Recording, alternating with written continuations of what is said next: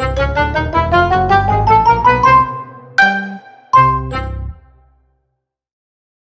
ఉదయం ఆశ అమ్మ అడిగిన గిన్నె తీసుకురావడానికి వంటింటికి వచ్చింది.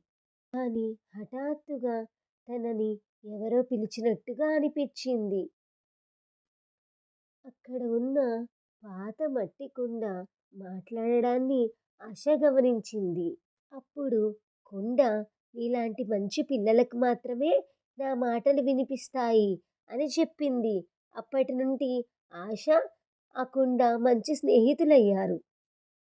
ఆ రోజు మధ్యాహ్నం ఆశ బయటికి వెళ్తుంటే దప్పికతో అలసిపోయిన ఒక చిన్న పిట్ట కనిపించింది.